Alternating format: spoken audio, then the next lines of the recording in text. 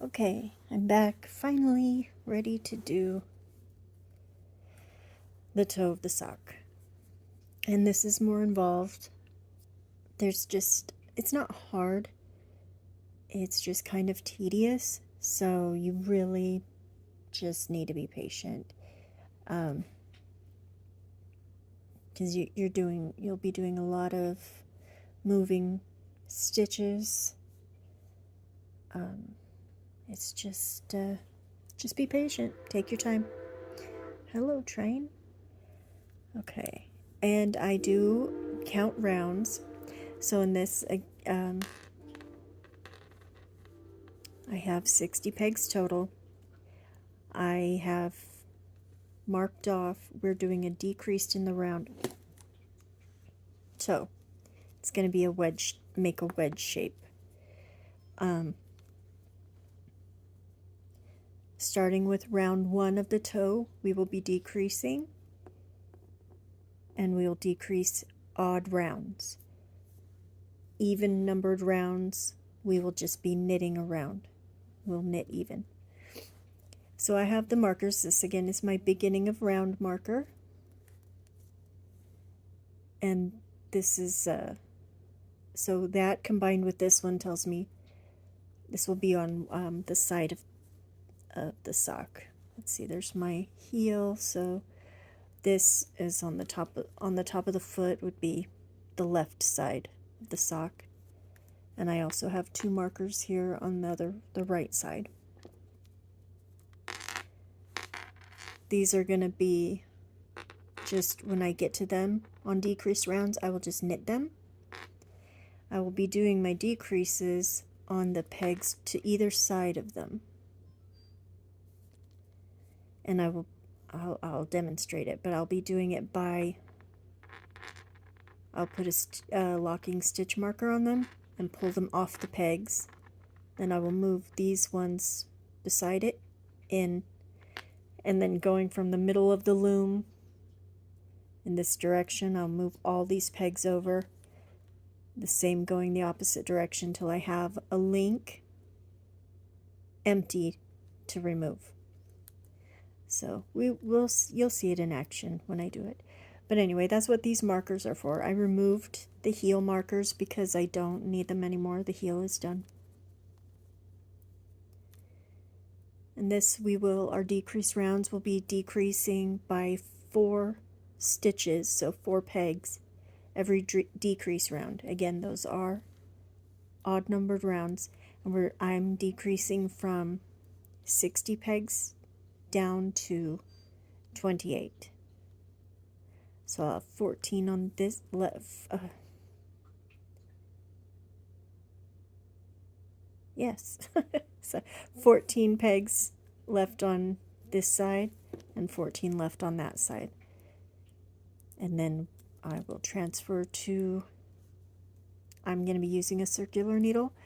Instead of DPN, I'll be transferring to the circular needle to do the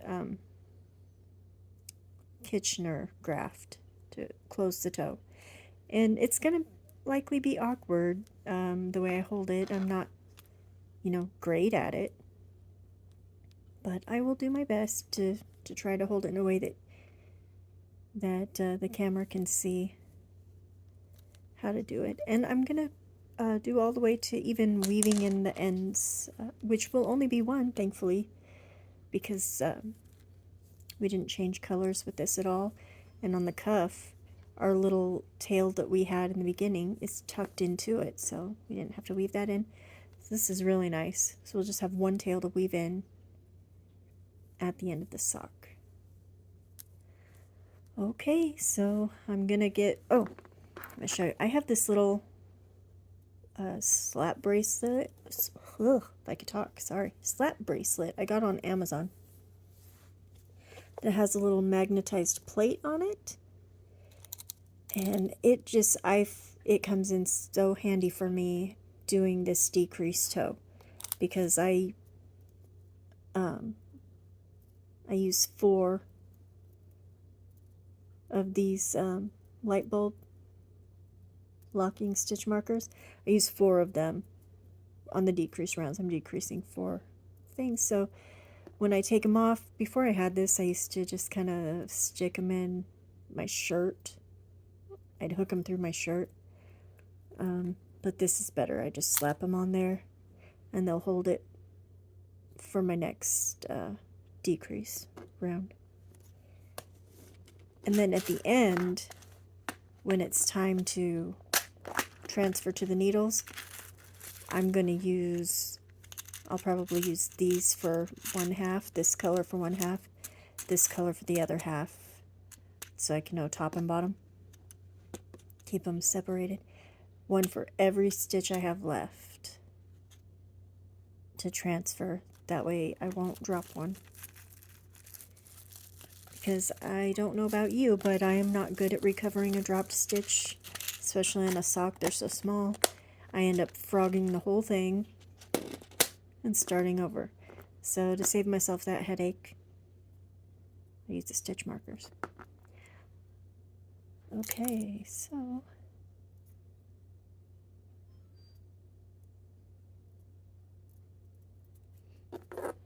I'm gonna start getting ready. I'm ready, starting round 1 to decrease. So you're gonna also need to remember there's a lot on you're doing a lot of work on your decrease round. So I'm hooking this stitch, locking it, pulling it off.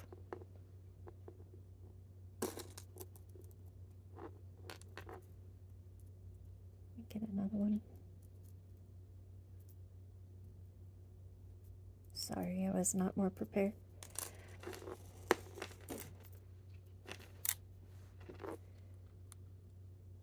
The next one beside, it doesn't matter what order you're putting it in, you're doing it in. Hooking it through the stitch, locking it, dropping it off, and it's still held. It's still a live stitch. Come to the other side.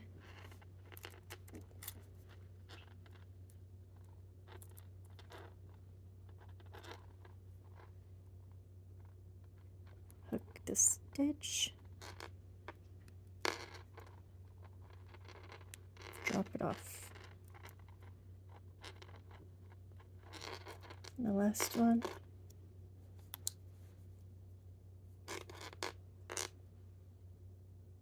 Hook the stitch. Drop it off. Okay, where's my... I've lost my loom tool. Somewhere. Just grab it, mother. Okay, I don't know where it is. It's probably somewhere in my chair. I knit in my recliner.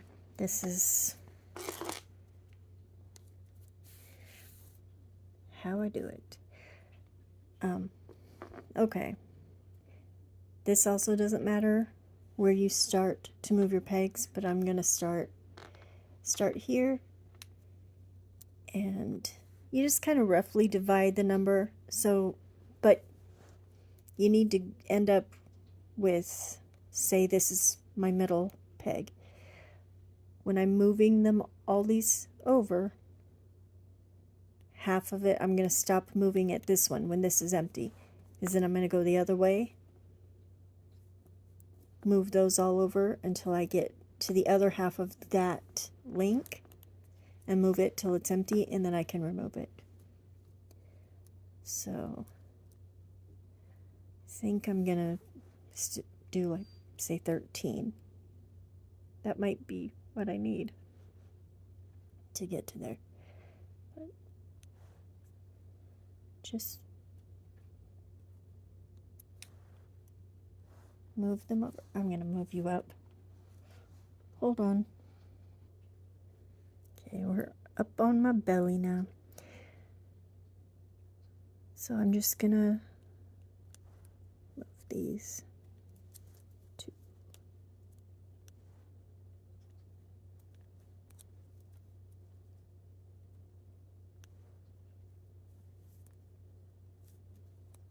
And these are flexible. If you need to move it to make it get closer, do that. Just don't drop that stitch.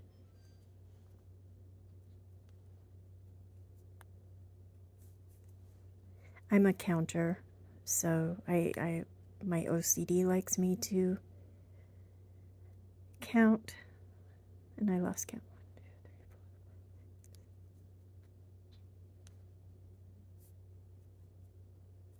1, 2, 3, 4, 5, 6, 7.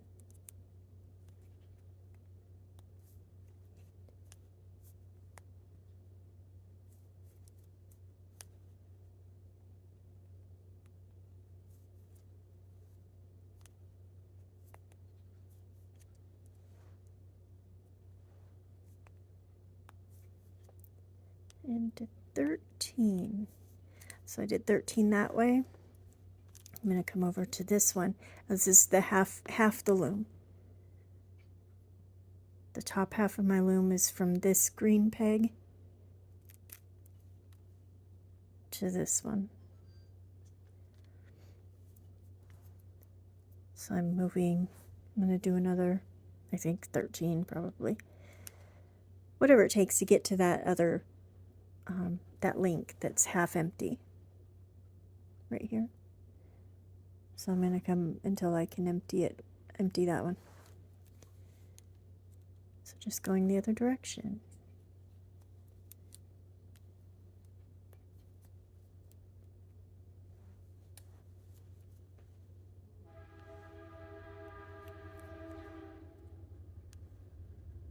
Sorry for the train noise. That's just life here, where I live.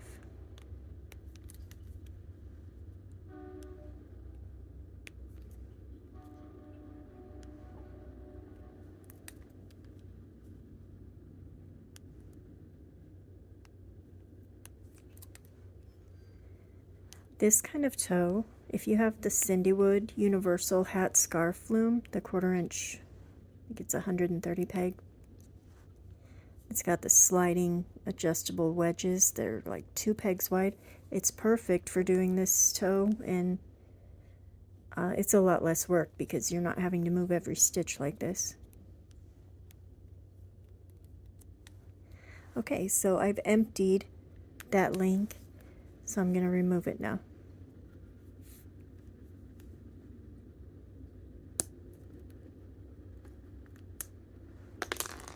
Oh, set it to the side. Okay, so I've removed it. There's a little, the fabric or the stitch is slack there. I'm going to pull it tight.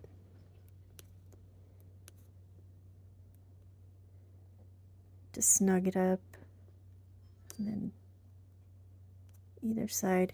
Now I'm not going to pull really tight going the rest of the way. I'm just going to kind of gently pull a little bit of slack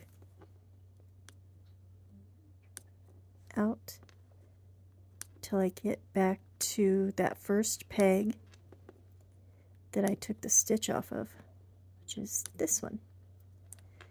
Now I'm going to put that stitch back on that peg. Make sure it's pulling straight, that you don't twist that stitch. Back on, remove your marker, just stick it right on my magnet. And kind of tug the bottom a little bit, even it up. You don't have to pull these tight. And I go back to the middle, go back to where I have slack again, and I do it the other direction. Just little, like a gentle tug.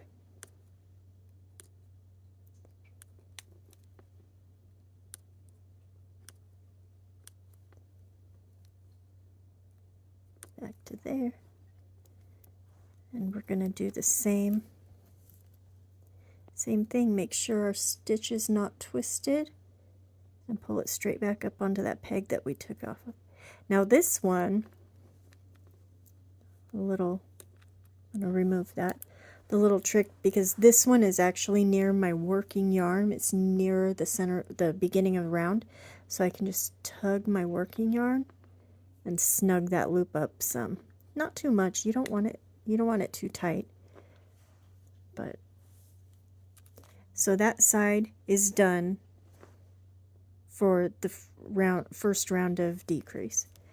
But we got to do the other half. And it's exactly the same. So we already have those stitches taken off. So I'm going to do like I did the last one. It was 13, I think I counted over. It doesn't matter where you go, just kind of roughly to the middle.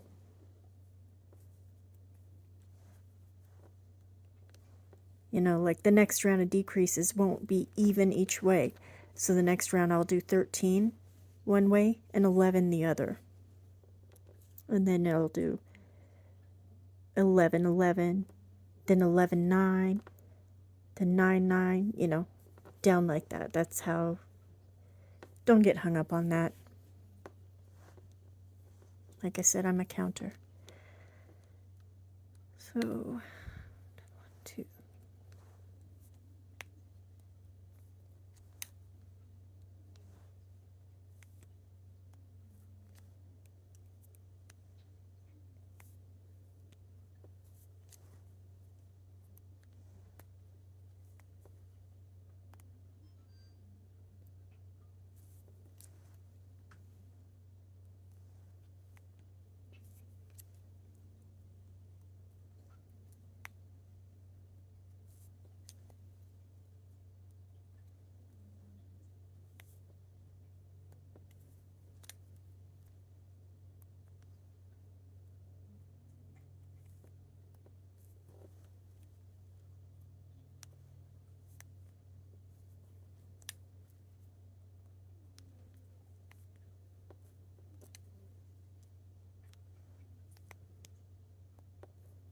I'll go the other way.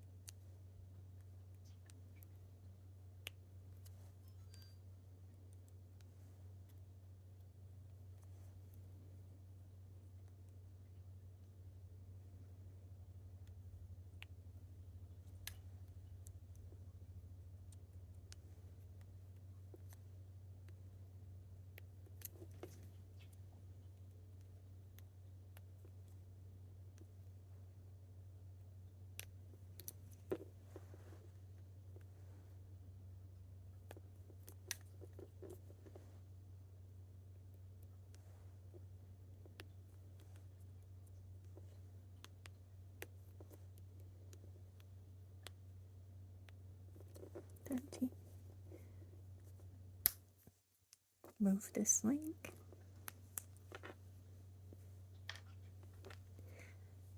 It's nice to keep like a little baggie or something. You could just drop them in. Alright, so we're going to tug these up again.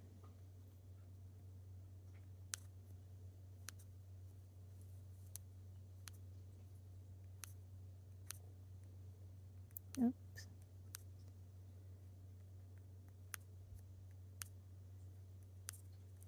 I didn't mean to do that.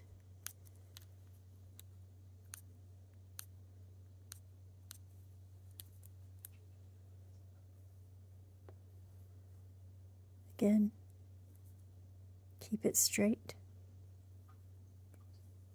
Don't twist it. Just put it back on. This one I pulled it tight and I got a little snug, so I'm just going to kind of go back the other direction. It doesn't have to be perfect, but you don't want a bunch of slack in one space. That's fine. Okay.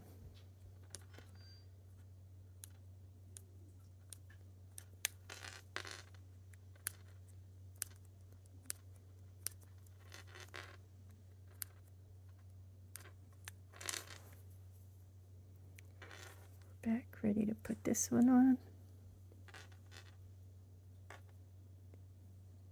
It'll It'll go on even if it seems a little tight.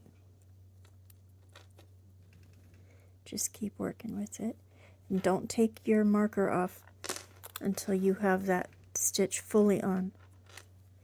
Okay, so we've taken out our thing. This is decreased now except for knitting the round off, which is what we do now. So we are still on round 1 because now it's the actual knitting part. Now I have in the past decreased and then changed my thing to like round 2. I've done that. Just try not to do that. Just remember you've got to do all of that and then knit the round off. So it's a process. Not hard, just time consuming. But as you go, as you decrease, there's, you know, less and less stitches every time. So you won't have as many. You'll have less to do, to move every time, so it does get faster. So we're just gonna knit this round, and round 2 is just gonna be knit. So we're knitting off our decrease now, and then you're gonna knit even round 2, and then round 3 we're gonna decrease again. So go ahead and pause till you're ready for the round 3 decrease, and we'll go through it again. Alrighty, so we're here, round 3, time to decrease again. So we're just going to repeat the same steps as last time. But we'll do it together one more time before I turn you loose to do the rest of them on your own. So now, right now, before we do the decreases, if you started with 60 pegs like me, you're down to 56 because we got rid of 4. So with this one, we're going to be down to 52. So a good way to keep track to make sure that, you know, you don't do too many decrease rounds,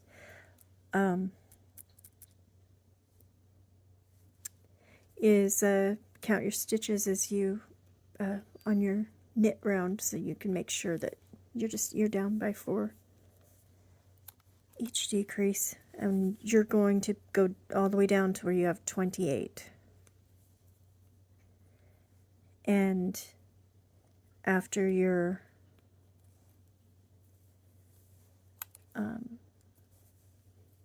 you know, you're down to 28, you want to knit an even round after that. So I think it ends up being a total of 16 rounds to get from 60 to 28, working an even round after each decrease. So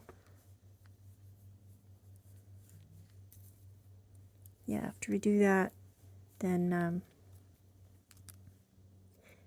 after you get there, I'll come back and we will transfer all the stitches to the needles and do the Kitchener closure for the toe. So here we go. We're going to move them again, and I'm going to count 13 again for this one. 13 one way and 11 the other.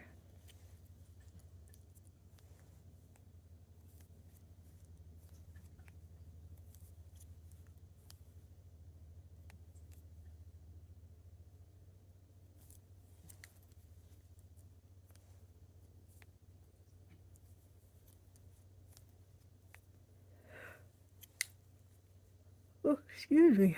Hang on. I lost count.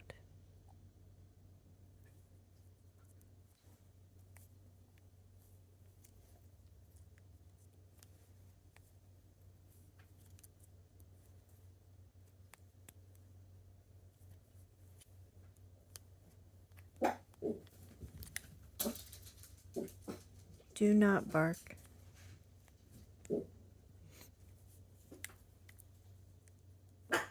No. Benji. Oh, that's 13. Hold on. Okay, I had to quiet my dog. Hopefully he doesn't start yapping, but he might. Okay, the other direction.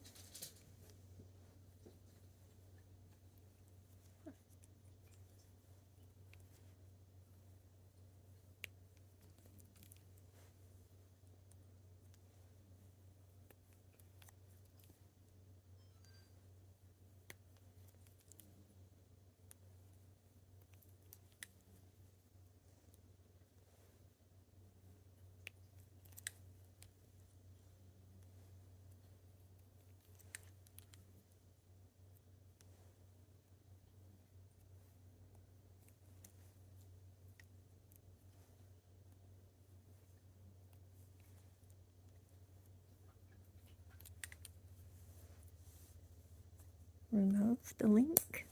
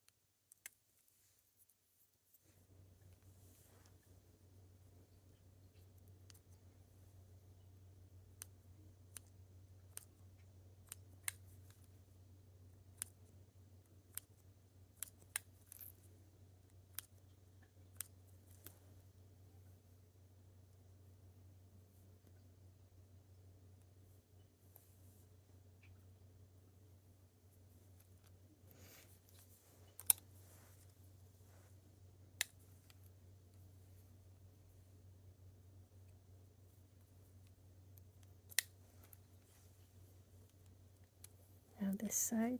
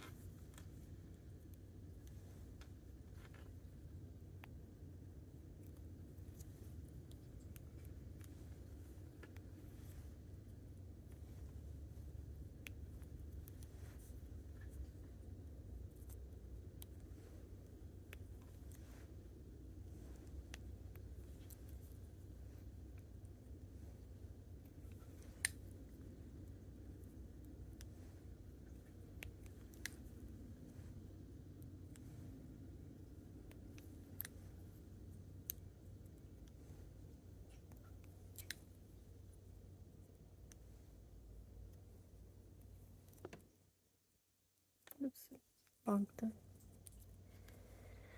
camera. Oh. Remove the link. Sorry for my yawns. Got a lot of anxiety today, so it makes me feel short of breath.